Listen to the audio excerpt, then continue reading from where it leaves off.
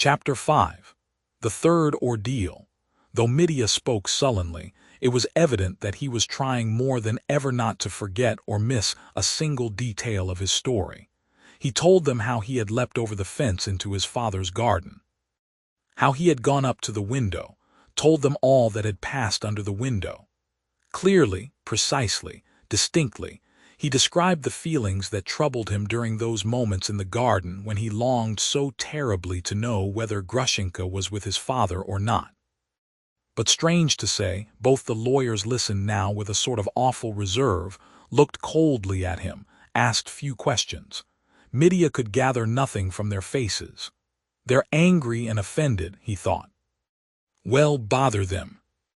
When he described how he made up his mind at last to make the signal to his father that Grushenka had come, so that he should open the window, the lawyers paid no attention to the word signal, as though they entirely failed to grasp the meaning of the word in this connection. So much so that Mitya noticed it. Coming at last to the moment when, seeing his father peering out of the window, his hatred flared up and he pulled the pistol out of his pocket, he suddenly, as though of design, stopped short. He sat gazing at the wall and was aware that their eyes were fixed upon him. "Well," said the investigating lawyer, "you pulled out the weapon and what happened then?" "Then I murdered him, hit him on the head and cracked his skull." "I suppose that's your story, that's it." His eyes suddenly flashed. All his smothered wrath suddenly flamed up with extraordinary violence in his soul. "Our story," repeated Nikolay Parfenovitch. "Well, and yours?" Mitya dropped his eyes and was a long time silent. "My story, gentlemen, well, it was like this," he began softly. "Whether it was someone's tears, or my mother prayed to God, or a good angel kissed me at that instant, I don't know. But the devil was conquered. I rushed from the window and ran to the fence.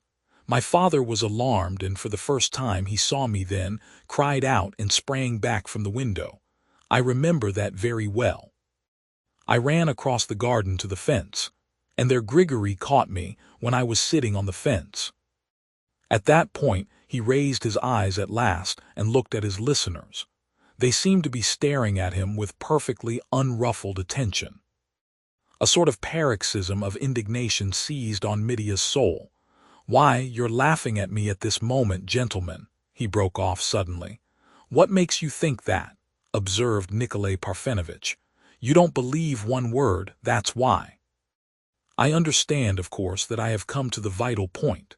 The old man, lying there now with his skull broken, while I, after dramatically describing how I wanted to kill him, and how I snatched up the pistol, I suddenly run away from the window. A romance, poetry, as though one could believe a fellow on his word. Ha ha, you are scoffers, gentlemen." And he swung round on his chair so that it creaked. "And did you notice," asked the prosecutor suddenly, as though not observing Mitya's excitement, "did you notice when you ran away from the window whether the door into the garden was open?" "No, it was not open." "It was not. It was shut." "And who could open it?" "Bah, the door. Wait a bit." He seemed suddenly to bethink himself, and almost with a start. "Why did you find the door open?" "Yes, it was open." "Why, who could have opened it if you did not open it yourselves?" cried Mitya, greatly astonished. "The door stood open, and your father's murderer undoubtedly went in at that door, and having accomplished the crime, went out again by the same door," the prosecutor pronounced deliberately, as though chiseling out each word separately. "That is perfectly clear. The murder was committed in the room and not through the window. That is absolutely certain from the examination that has been made, from the position of the body and everything. There can be no doubt of that circumstance." Mitya was absolutely dumbfounded. "But that's utterly impossible," he cried, completely at a loss. I didn't go in. I tell you positively, definitely, the door was shut the whole time I was in the garden and when I ran out of the garden. I only stood at the window and saw him through the window. That's all, that's all. I remember to the last minute. And if I didn't remember, it would be just the same. I know it, for no one knew the signals except Smerdyakov and me and the dead man. And he wouldn't have opened the door to anyone in the world without the signals. Signals? What signals? Asked the prosecutor with greedy, almost hysterical curiosity. He instantly lost all trace of his reserve and dignity. He asked the question with a sort of cringing timidity. He scented an important fact of which he had known nothing, and was already filled with dread that Mitya might be unwilling to disclose it. "So you didn't know?" Mitya winked at him with a malicious and mocking smile. "What if I won't tell you? From whom could you find out? No one knew about the signals except my father Smerdyakov and me. That was all. Heaven knew too, but it won't tell you. But it's an interesting fact. There's no knowing what you might build on it. Ha ha, take comfort, gentlemen, I'll reveal it. You've some foolish idea in your hearts. You don't know the man you have to deal with. You have to do with a prisoner who gives evidence against himself to his own damage. Yes, for I'm a man of honor and you are not." The prosecutor swallowed this without a murmur. He was trembling with impatience to hear the new fact. Minutely and diffusely Mitya told them everything about the signals invented by Fyodor Pavlovitch for Smerdyakov. He told them exactly what every tap on the window meant, tapped the signals on the table, and when Nikolay Parfenovitch said that he supposed he, Mitya, had tapped the signal, "Grushenka has come." When he tapped to his father, he answered precisely that he had tapped that signal, that Grushenka had come. "So now you can build up your tower," Mitya broke off, and again turned away from them contemptuously. "So no one knew of the signals but your dead father, you and the valet Smerdyakov, and no one else?" Nikolay Parfenovitch inquired once more. "Yes, the valet Smerdyakov and heaven. Write down about heaven, that may be of use. Besides, you will need God yourselves." And they had already, of course, begun writing it down. But while they wrote, the prosecutor said suddenly, as though pitching on a new idea, "But if Smerdyakov also knew of these signals and you absolutely deny all responsibility for the death of your father, was it not he, perhaps, who knocked the signal agreed upon, induced your father to open to him, and then committed the crime?" Mitya turned upon him a look of profound irony and intense hatred. His silent stare lasted so long that it made the prosecutor blink. "You've caught the fox again," commented Mitya at last. "You've got the beast by the tail. Ha ha, I see through you, Mr. Prosecutor. You thought, of course, that I should jump at that, catch at your prompting, and shout with all my might, 'Aya, it's Smerdyakov. He's the murderer. Confess that's what you thought. Confess and I'll go on.'" But the prosecutor did not confess. He held his tongue and waited. "You're mistaken. I'm not going to shout 'It's Smerdyakov,'" said Mitya. "And you don't even suspect him." "Why do you suspect him?" "He is suspected too." Mitya fixed his eyes on the floor. "Joking apart," he brought out gloomily, "listen.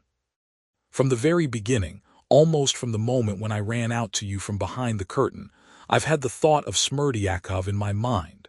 I've been sitting here, shouting that I'm innocent and thinking all the time Smerdyakov. I can't get Smerdyakov out of my head. In fact, I too thought of Smerdyakov just now, but only for a second. Almost at once I thought, no, it's not Smerdyakov. It's not his doing, gentlemen." "In that case, is there anybody else you suspect?" Nikolay Parfenovitch inquired cautiously. "I don't know anyone it could be, whether it's the hand of heaven or Satan, but not Smerdyakov," Mitya jerked out with decision. "But what makes you affirm so confidently and emphatically that it's not he?" "From my conviction, my impression. Because Smerdyakov is a man of the most abject character and a coward. He's not a coward. He's the epitome of all the cowardice in the world walking on two legs. He has the heart of a chicken. When he talked to me, he was always trembling for fear I should kill him, though I never raised my hand against him. He fell at my feet and blubbered. He has kissed these very boots, literally, beseeching me not to frighten him. Do you hear? Not to frighten him. What a thing to say. Why, I offered him money. He's a puling chicken, sickly, epileptic, weak-minded. A child of 8 could thrash him. He has no character worth talking about. It's not Smerdyakov, gentlemen. He doesn't care for money. He wouldn't take my presents. Besides, what motive had he for murdering the old man?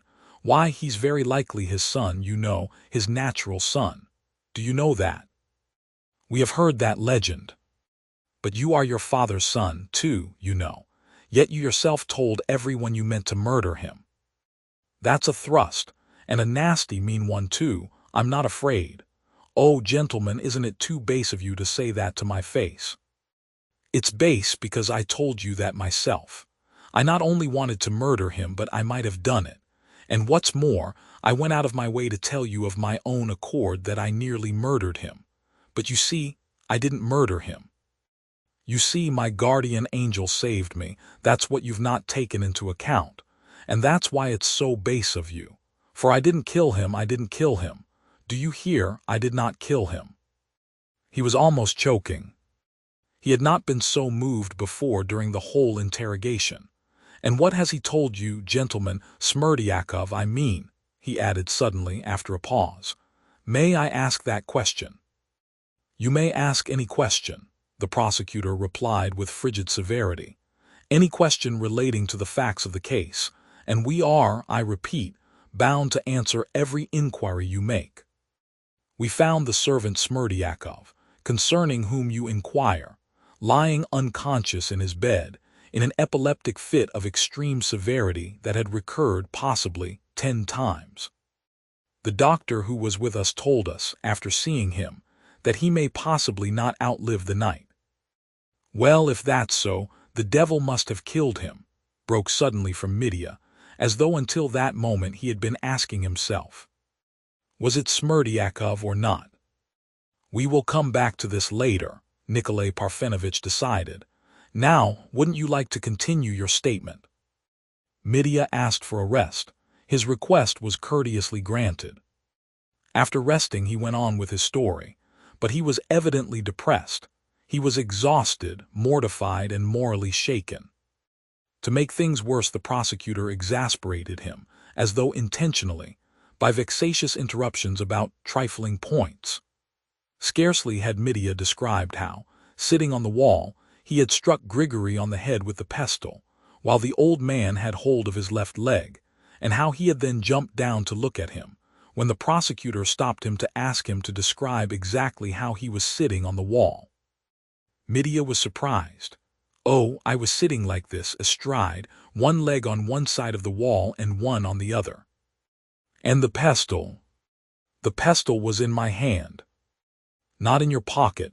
Do you remember that precisely? Was it a violent blow you gave him? It must have been a violent one, but why do you ask? Would you mind sitting on the chair just as you sat on the wall then, and showing us just how you moved your arm, and in what direction? You're making fun of me, aren't you?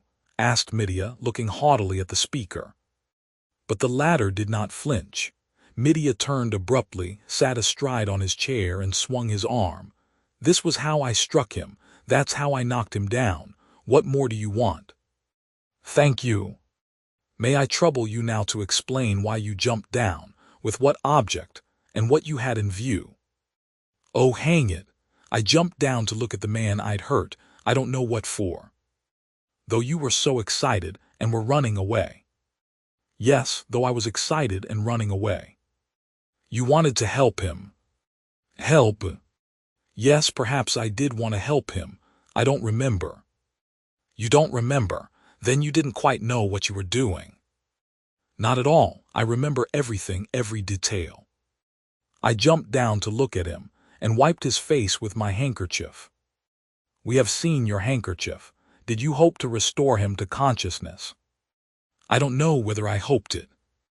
I simply wanted to make sure whether he was alive or not. Ah, you wanted to be sure. Well, what then? I'm not a doctor, I couldn't decide. I ran away thinking I'd killed him, and now he's recovered. Excellent, commented the prosecutor. Thank you, that's all I wanted. Kindly proceed.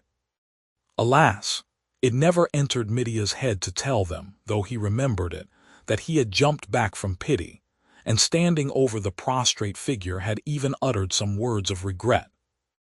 "You've come to grief, old man, there's no help for it. Well, there you must lie."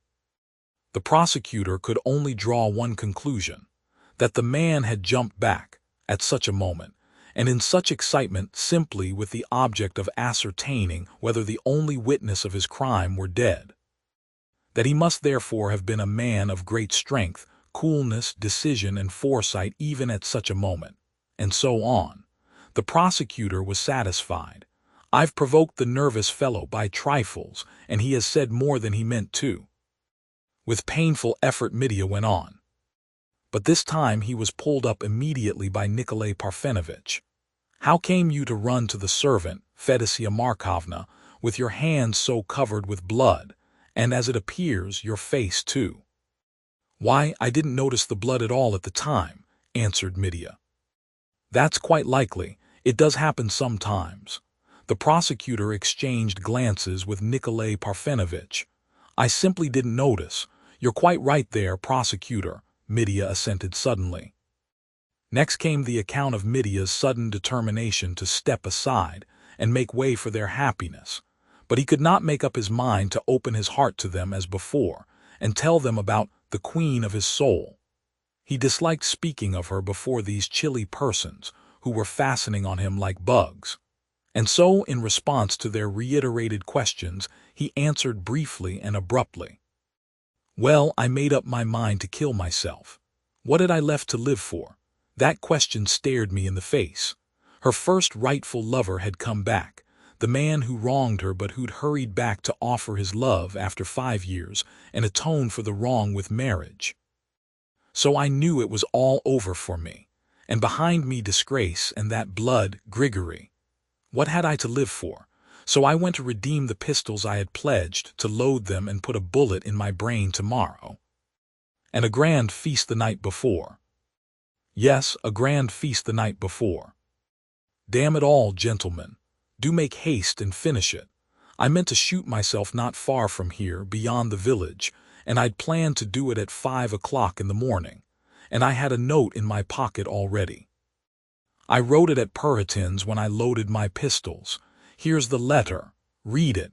It's not for you I tell it, he added contemptuously. He took it from his waistcoat pocket and flung it on the table. The lawyers read it with curiosity and, as is usual, added it to the papers connected with the case. And you didn't even think of washing your hands at Perhotin. You were not afraid, then, of arousing suspicion. What suspicion? Suspicion or not, I should have galloped here just the same and shot myself at 5 o'clock, and you wouldn't have been in time to do anything. If it hadn't been for what's happened to my father, you would have known nothing about it and wouldn't have come here. Oh, it's the devil's doing. It was the devil murdered father. It was through the devil that you found it out so soon. How did you manage to get here so quick? It's marvelous, a dream. Mr.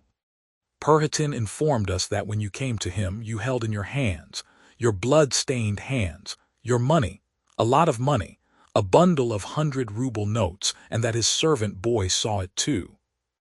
That's true, gentlemen. I remember it was so. Now, there's one little point presents itself. Can you inform us, Nikolay Parfenovitch began with extreme gentleness, where did you get so much money all of a sudden, when it appears from the facts, from the reckoning of time, that you had not been home? The prosecutor's brows contracted at the question being asked so plainly, but he did not interrupt Nikolay Parfenovitch. No, I didn't go home, answered Midia, apparently perfectly composed but looking at the floor. Allow me then to repeat my question, Nikolay Parfenovitch went on as though creeping up to the subject. Where were you able to procure such a sum all at once, when by your own confession, at 5 o'clock the same day you... I was in want of 10 rubles and pledged my pistols with Perhotin, and then went to Madame Holikov to borrow 3,000 which she wouldn't give me, and so on, and all the rest of it, Midia interrupted sharply. Yes, gentlemen, I was in want of it and suddenly thousands turned up, eh? Do you know, gentlemen, you're both afraid now. What if he won't tell us where he got it? That's just how it is. I'm not going to tell you, gentlemen. You've guessed right. You'll never know, said Mitya, chipping out each word with extraordinary determination. The lawyers were silent for a moment. You must understand, Mr. Karamazov, that it is of vital importance for us to know, said Nikolay Parfenovitch softly and suavely. I understand, but still I won't tell you. The prosecutor, too, intervened, and again reminded the prisoner that he was at liberty to refuse to answer questions, if he thought it to his interest, and so on. But in view of the damage he might do himself by his silence, especially in a case of such importance as— and so on, gentlemen, and so on. Enough, I've heard that rigmarole before, Mitya interrupted again. I can see for myself how important it is, and that this is the vital point, and still I won't say. What is it to us? It's not our business, but yours. You are doing yourself harm, observed Nikolay Parfenovitch nervously. You see, gentlemen, joking apart, Mitya lifted his eyes and looked firmly at them both. I had an inkling from the first that we should come to loggerheads at this point. But at first, when I began to give my evidence, it was all still far away and misty. It was all floating, and I was so simple that I began with the supposition of mutual confidence existing between us. Now I can see for myself that such confidence is out of the question, for in any case we were bound to come to this cursed stumbling block. And now we've come to it. It's impossible, and there's an end of it. But I don't blame you. You can't believe it all simply on my word. I understand that, of course. He relapsed into gloomy silence. Couldn't you, without abandoning your resolution to be silent about the chief point, could you not, at the same time, give us some slight hint as to the nature of the motives which are strong enough to induce you to refuse to answer, at a crisis so full of danger to you? Mitya smiled mournfully, almost dreamily. I'm much more good-natured than you think, gentlemen. I'll tell you the reason why and give you that hint, though you don't deserve it. I won't speak of that, gentlemen, because it would be a stain on my honor. The answer to the question where I got the money would expose me to far greater disgrace than the murder and robbing of my father, if I had murdered and robbed him. That's why I can't tell you. I can't for fear of disgrace. What, gentlemen, are you going to write that down? Yes, we'll write it down, lisped Nikolay Parfenovitch. You ought not to write that down about disgrace. I only told you that in the goodness of my heart. I needn't have told you. I made you a present of it, so to speak, and you pounce upon it at once. Oh, well, write what you like, he concluded, with scornful disgust. I'm not afraid of you, and I can still hold up my head before you. And can't you tell us the nature of that disgrace? Nikolay Parfenovitch hazarded. The prosecutor frowned darkly. No, say Finny, don't trouble yourselves. It's not worth while soiling one's hands. I have soiled myself enough through you as it is. You're not worth it, no one is. Enough, gentlemen. I'm not going on. This was said too peremptorily. Nikolay Parfenovitch did not insist further, but from Ippolit Kirillovitch's eyes he saw that he had not given up hope. Can you not, at least, tell us what sum you had in your hands when you went into Mr. Perhotin's? How many rubles exactly? I can't tell you that. You spoke to Mr. Perhotin, I believe, of having received 3,000 from Madame Holikov. Perhaps I did. Enough, gentlemen, I won't say how much I had. Will you be so good, then, as to tell us how you came here, and what you have done since you arrived? Oh, you might ask the people here about that, but I'll tell you if you like. He proceeded to do so, but we won't repeat his story. He told it dryly and curtly. Of the raptures of his love he said nothing, but told them that he abandoned his determination to shoot himself, owing to new factors in the case. He told the story without going into motives or details. And this time the lawyers did not worry him much. It was obvious that there was no essential point of interest to them here. We shall verify all that. We will come back to it during the examination of the witnesses, which will, of course, take place in your presence," said Nikolay Parfenovitch in conclusion. "And now allow me to request you to lay on the table everything in your possession, especially all the money you still have about you." "My money, gentlemen, certainly. I understand that that is necessary. I'm surprised indeed that you haven't inquired about it before. It's true I couldn't get away anywhere. I'm sitting here where I can be seen. But here's my money, count it, take it. That's all, I think." He turned it all out of his pockets. Even the small change, 2 pieces of 20 kopecks, he pulled out of his waistcoat pocket. They counted the money, which amounted to 836 rubles and 40 kopecks. "And is that all?" asked the investigating lawyer. "Yes.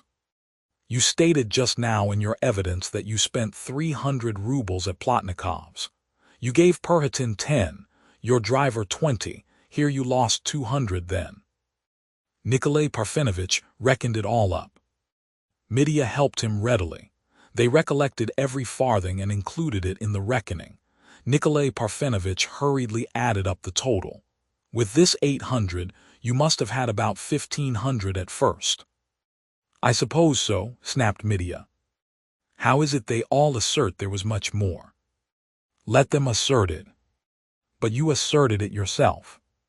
"Yes, I did too. We will compare all this with the evidence of other persons not yet examined. Don't be anxious about your money.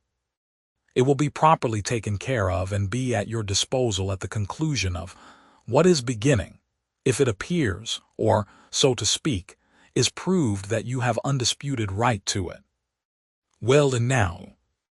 Nikolay Parfenovitch suddenly got up and informed Mitya firmly that it was his duty and obligation to conduct a minute and thorough search of your clothes and everything else. "By all means, gentlemen. I'll turn out all my pockets if you like." And he did, in fact, begin turning out his pockets. "It will be necessary to take off your clothes, too." "What, undress? Damn it, won't you search me as I am?" "Can't you?" "It's utterly impossible, Dmitri Fyodorovitch. You must take off your clothes." "As you like," Mitya submitted gloomily. "Only, please, not here but behind the curtains." "Who will search them?" "Behind the curtains, of course." Nikolay Parfenovitch bent his head in assent. His small face wore an expression of peculiar solemnity.